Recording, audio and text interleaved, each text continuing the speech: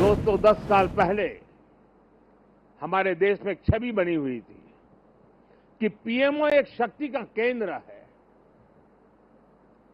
एक बहुत बड़ा पावर सेंटर है और मैं न सत्ता के लिए पैदा हुआ हूं, न मैं शक्ति अर्जित करने के लिए सोचता हूं।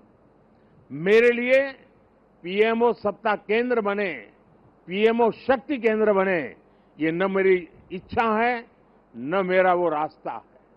और इसलिए 2014 से हमने जो कदम उठाए, आपने मार्क किया होगा और पहले जो पीएमओ में रहे होंगे उनसे पूछ लेना, हमने इसको एक कैटलिक एजेंट के रूप में ही डेवलप करने की कोशिश की है। वो कैटलिक एजेंट के यहां से ऊर्जा प्रसारित होती रहे, यहां से नई नई चेतना प्रसारित होती रहे, जो पूरे तंत्र के अंदर एक प्रकार से विद्युत की तरह नई चमक दे, नई रोशनी दे, नई सामर्थ्य दे। और मेरी कोशिश रही है कि पीएमओ ये सेवा का अधिष्ठान होना चाहिए, पीएमओ ये पीपल्स पीएमओ होना चाहिए, ये मोदी पीएमओ नहीं हो सकता है। और इसलिए मेरे दिल दिमाग में सिवाय 140 करोड़ कोई नहीं, और मेरे लिए 140 करोड़ नागरिक नहीं है, मेरे लिए 140 करोड़ परमात्मा का रूप है। और जब मैं सरकार में बैठ करके कोई निर्णय करता हूं तो मैं सोच रहा हूं कि मैंने आज 140 करोड़ देशवासियों को इस रूप में मैंने पूजा की है और उनके चरणों में मैंने इस योजना के रूप में एक पुष्प चढ़ाया है। उस भाव से मैं काम करता हूं। साथियों, 10 साल में बहुत सारे लोग आप में से होंगे जो 10 साल से मुझे जेल रहे हैं, कुछ लोग हैं जो शायद अब जेलना शुरू करेंगे, कुछ लोग होंगे साहब बहुत हो गए, अब कहीं और जाए तो अच्छा होगा। जो जाना चाहते हैं उनको मेरी तरफ से शुभकामनाएं हैं। आपने इतना किया इसलिए धन्यवाद है। जो आना चाहते हैं, अगर आज टीवी पर मेरी बात सुन करके जो मन भाव से खप जाना चाहता है 5 साल, आइए, निमंत्रण है। और हम मिल करके दोस्तों एक ही लक्ष्य, नेशन फर्स्ट, एक ही इरादा, 2047 विकसित भारत। और मैंने पब्लिकली कहा है, मेरा पल पल देश के नाम है। और मैंने ये भी वादा किया है देश को 24/7 फॉर 2047। मुझे वो टीम से अपेक्षाएं हैं, मैं मेरी टीम से चाहता हूं। और उसमें भी मैंने मिला हुआ काम समय से पूरा कर दिया, मुझे मिला हुआ काम गलती के बिना कर दिया। मैं समझता हूं अच्छी चीज है, लेकिन परिपूर्णता नहीं है। मैंने उसमें वैल्यू एडिशन क्या किया? मैंने पूरा किया, लेकिन ज्यादा अच्छे से पूरा किया। मैंने पूरा किया, लेकिन आगे अब किसी के सर पे बोझ नहीं रहेगा, इतना मैंने करके रखा है। अगर हमारा भाव है, हर चीज में वैल्यू एडिशन, हर चीज में क्वालिटी अपग्रेडेशन, तो मुझे पक्का विश्वास है दोस्तों कि हम 5 साल के भीतर भीतर जिस सपनों को और संकल्प को लेकर के चले हैं, उसको हम परिपूर्ण कर सकते हैं। 10 साल का मेरा अनुभव है, जो तय किया उसको हम करके रहे हैं। तय भले मोदी ने किया, लेकिन करने वाले आप हैं, करके रहे हैं, हम सब मिलके करके रहे हैं।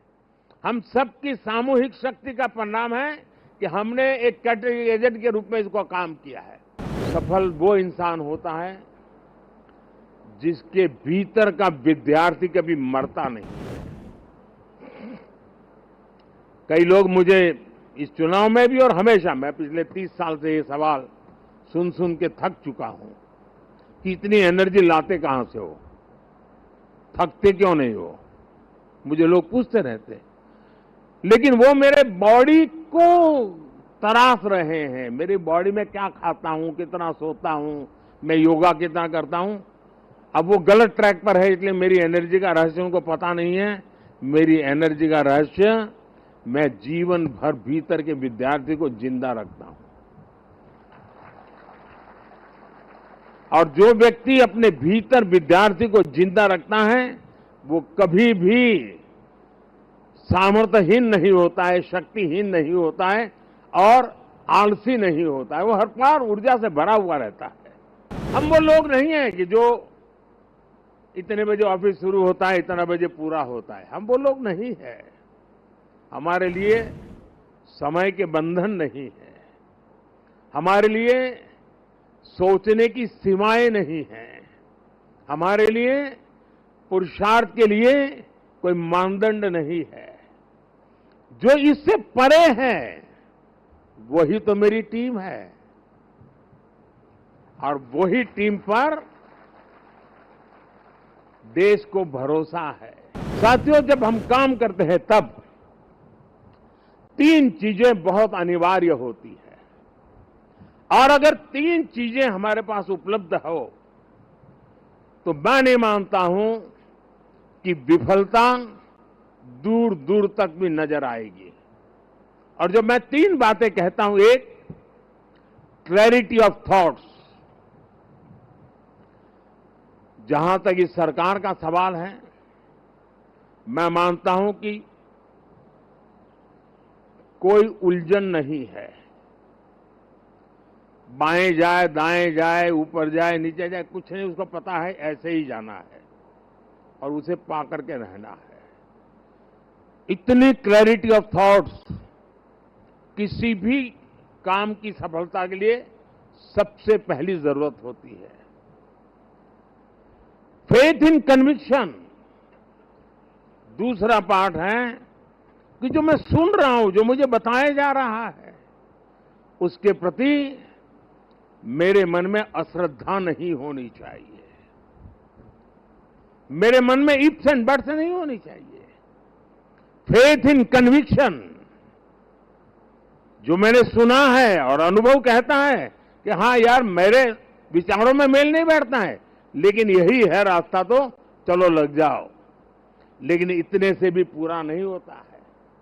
Clarity of vision, faith in conviction is not enough to achieve. और इसके लिए चलता है कैरेक्टर टू एक्ट। मुझे अपने व्यक्तित्व को उस प्रकार से गढ़ना पड़ता है। मेरे समय का सर्वाधिक उपयोग उस काम के लिए लगाने का मुझे प्रायोरिटी तय करनी होती है। खुद को खपाना पड़ता है।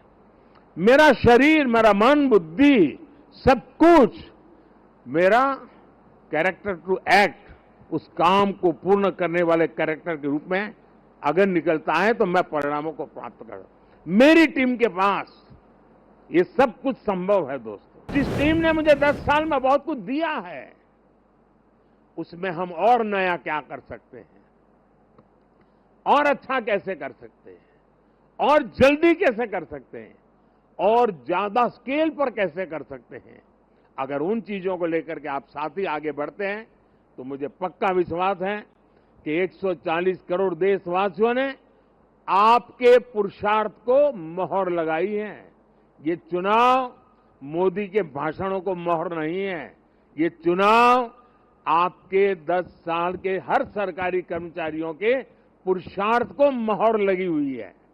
इसलिए इस विजय के बड़े हकदार अगर कोई है तो आप लोग हैं।